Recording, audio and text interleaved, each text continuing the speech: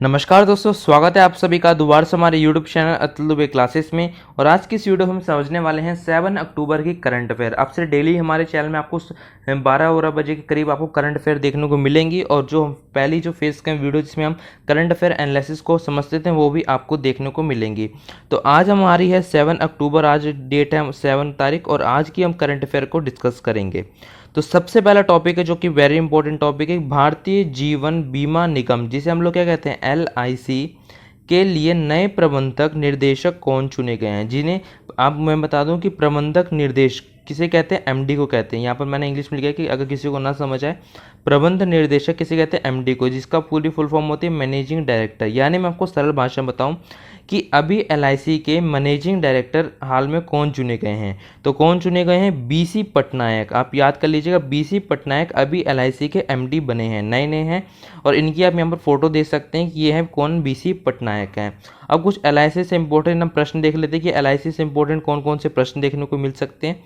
सबसे पहला प्रश्न आपको ये देखने को मिल सकता है कि LIC की स्थापना कब हुई थी। तो 1 सितंबर 1956 को LIC की स्थापना हुई थी। इसका मुख्यालय यानी इसका हेडक्वार्टर कहाँ पर है LIC का, तो मुंबई और महाराष्ट्र में क्या है। देखिए, मुंबई महाराष्ट्र अलग अलग नहीं है, मुंबई को महाराष्ट्र के नाम से जाना जाता है, इसलिए मैंने दो नाम लिख दिए थे। मुंबई और महाराष्ट्र में इसका क्या है, हेडक्वार्टर है। इसके चेयरमैन कौन है, तो MR कुमार। इसके आप याद कर लीजिएगा, चेयरमैन है MR कुमार।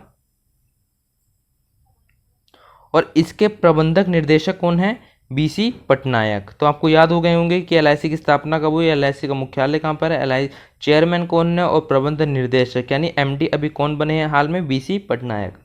तो चलिए अगली करंट अफेयर की बात कर लें, जिसका टॉपिक 2 की कि विश्व में पर्यावरण दिवस कब मनाया गया। तो देखिए 4 अक्टूबर को क्या बनाया गया, विश्व में वर्ल्ड एनवायरनमेंट डे मनाया गया। इसको किस लिए मनाया जाता है, क्योंकि देखिए हमारी इतनी ग्लोबल वार्मिंग इतनी ज़्यादा बढ़ रही है, उसी को कम करने के लिए अपने आसपास आप पेड़ लगाइए, अपने जो पर्यावरण है उसे एकदम साफ रखिए, और जितना से जितना हो सके उतनी प्लास्टिक का मतलब कम यूज़ करिए।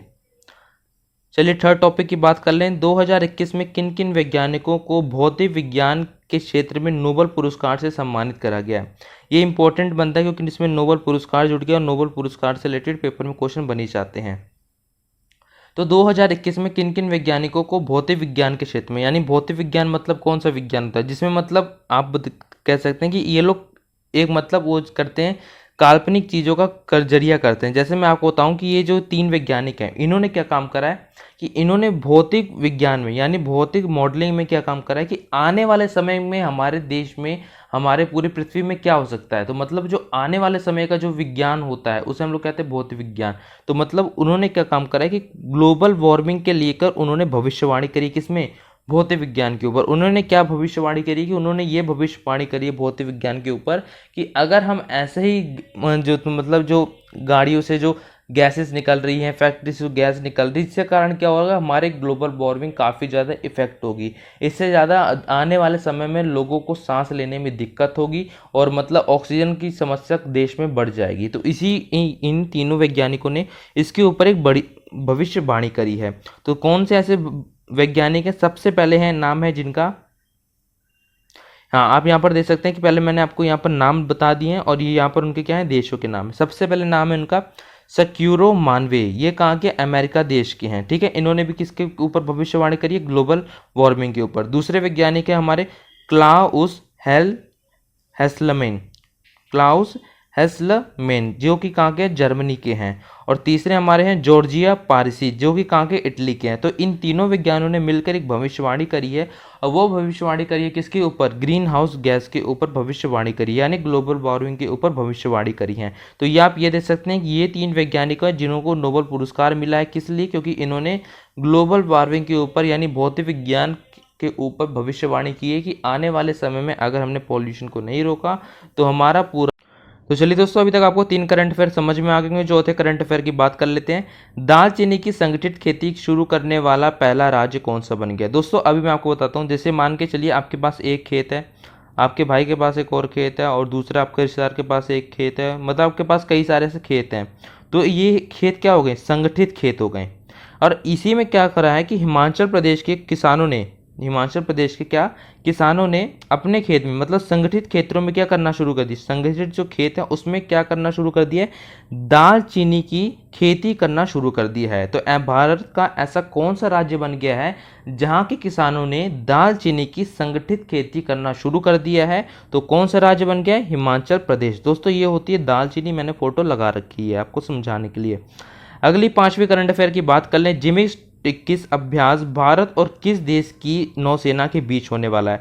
दोस्तों अभी हाल में क्या होने वाला है कि जिमिक्स 21 ये एक प्रकार का कोड होता है और ये मतलब एक अभ्यास का नाम होता है ना, मतलब जब भी किसी नेवी का और दूसरी नेवी अभ्यास करती है तो एक कोड दे देती हैं। तो देखिए जिमिक्स 21 अभ्यास भारत और किस देश के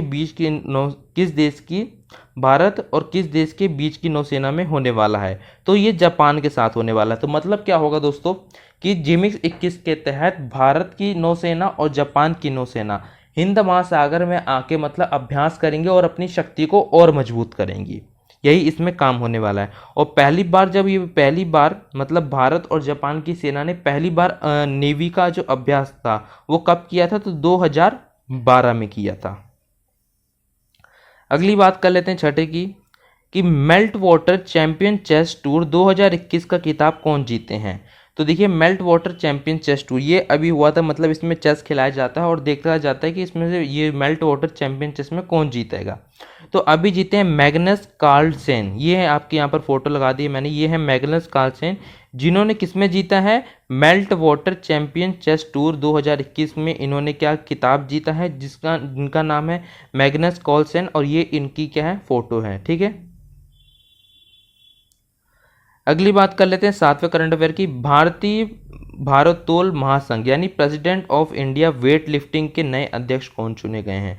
वेट लिफ्टिंग दोस्तों आपको पता होगा उसमें भारी भरकम चीजें उठानी पड़ती हैं, तो वो उसके जो प्रेसिडेंट अभी कौन चुने गए हैं? सहदेव यादव। अगली बात कर ले 8वें करंट अफेयर, गंगा नदी में डॉल्फिन दिवस कब मनाया जाता है? देखिए गंगा नदी में डॉल्फिन दिवस 5 अक्टूबर को मनाया जाता है। अब यहाँ पर सोच रहे हैं कि यहाँ पर गंगा नदी में डॉल्फिन दिवस क्यों मनाया जाता है? क्योंकि दोस्तों गंगा नदी से ना आसपास के जो लोग होते हैं वो गंगा नदी के अंदर डुबकी लगा के मछलियों को पकड़ते हैं, मतलब डॉल्फिन जैसी बड़ी बड़ी मछली पकड़ते हैं और उन्हें जाके बेच देते हैं, जिससे कारण क्या हो रहा है दोस्तों? डॉल्फिन की गंगा नदी में कमी हो रही है, यानी मछलियों की कमी हो रही है, जिसके कारण डॉल्फिन को ना मारा जाए, उसकी जनहित में कोई योजना लाई जाए, उसी को देखते हुए 5 अक्टूबर को गंगा नदी डॉल्फिन दिवस मनाया जाता है। ठीक है, अगली करंट अफेयर की बात कर लें, सेकेंड लास्ट की। T20 क्रिकेट मैच में 400 छक्के मारने वाले भारत के पहले खिलाड़ी एवं दुनिया के 7वें बल्लेबाज कौन बन गए? रोहित शर्मा। दोस्तों रोहित शर्मा ने अभी क्या काम करा है? T20 में 400 छक्के मारने वाले, T20 में इन्होंने अभी तक 400 छक्के मारे हैं और ये पहले खिलाड़ी बन गए हैं, मतलब 400 छक्के मारने वाले भारत के पहले खिलाड़ी बन गए हैं और दुनिया के ये 7वें बल्लेबाज बन गए हैं, जिनका क्या नाम है? रोहित शर्मा। और ये कहाँ के हैं? इंडिया के हैं। ठीक, आखिरी करंट अफेयर की बात कर ले 7 अक्टूबर की। 10 हाल में ही किस मंत्रालय ने ड्रोन आधारित वैक्सीन डिलीवरी आई ड्रोन, इसका क्या नाम रहेगा? आई ड्रोन के नाम से शुरू किया। इसको मैं आपको थोड़ा सा डिटेल में बताता हूँ। दोस्तों अभी क्या किया है, स्वास्थ्य एवं परिवार कल्याण मंत्रालय, उन्होंने क्या काम करा कि एक आई ड्रोन के नाम से योजना शुरू करी है, जिसके तहत क्या होगा दोस्तों, आपको अगर कोई भी वैक्सीन, अगर आपको कोई भी मेडिसिन, अगर आपको मतलब कुछ भी स्वास्थ्य से रिलेटेड कुछ भी आपको चीज़ें मंगानी हो, कुछ भी आपको दवाइयाँ मंगानी हो, कुछ भी मान के चलिए दवाइयाँ जो भी आपको मंगाना हो, तो अभी इसमें काम शुरू करा जा रहा है कि क्या होगा कि अगर आप कुछ भी सामान मंगाते हैं तो आप ऑनलाइन ऑर्डर करेंगे और ड्रोन के माध्यम से आपके घर में वो चीज़ आएंगी और आपको दे के चली जाएंगी। तो मतलब देखिए कितना सही हो रहा है। ये नहीं होगा कि अगर आप कुछ भी चीज़ मंगाते हैं तो ट्रैफिक में फंसे होने के कारण आपका मतलब जो टाइम होता है तो वेस्ट हो जाए, तो सीधा क्या होगा, ये ड्रोन उड़ के आएगा, जिस कंपनी से आप मंगा रहे हो या जिस स्वास्थ्य केंद्र से आप मंगा रहे हो वहाँ से ड्रोन उड़ के आएगा और आपके घर में आएगा और जो भी आप चीज़ मंगाते हो, चाहे आप वैक्सीन मंगाओ, चाहे मेडिसिन मंगाए, चाहे दवाई मंगाओ, वो आपके घर में आएगा और आपको दे के चला जाएगा। तो दोस्तों ये थी आज की 7 अक्टूबर की करंट अफेयर। अगर दोस्तों आपको इसके नोट्स और PDF चाहिए वो भी फ्री में, तो दोस्तों मैं आपको यहाँ पर नीचे आपको डिस्क्रिप्शन पर हमारे नीचे मेरी आपको ईमेल आईडी मिल जाएगी, जिसमें मैं आपको ड्राइव के माध्यम से इस PDF अगर नोट्स आप चाहते हैं तो अगर आप मैसेज करेंगे मेरी ईमेल आईडी में तो आपको मैं ड्राइव के माध्यम से भेज दूंगा। अगर आप व्हाट्सअप नंबर में मैसेज करेंगे, व्हाट्सअप नंबर भी दोस्तों आपको डिस्क्रिप्शन पर दिख जाएगा, आप वहाँ पर भी व्हाट्सअप नंबर में मैसेज करेंगे तो मैं आपको यहाँ से क्या जो मैंने आपको बताई 7 अक्टूबर की जो करंट अफेयर वो भी मैं आपको भेज दूंगा। वैसे अभी मैं इसको डिस्क्रिप्शन पे करंट अफेयर की जो लिंक है उसको इसलिए नहीं लगा पा रहा हूँ क्योंकि दोस्तों जो कि मैंने अभी करंट अफेयर की जो PDF बनाई है उसकी लिंक डिस्क्रिप्शन पर नहीं लग पा रही है। इसी कारण मैं आपको इन दोनों माध्यम से ईमेल आईडी और व्हाट्सएप के माध्यम से आपको नोट्स जो इसके हैं जो मैंने आपको बताएं, अगर आपको इसके फ्री में चाहिए तो आप ले सकते हैं। और दोस्तों आज की इस वीडियो के लिए इतना ही, तब तक के लिए जय हिंद।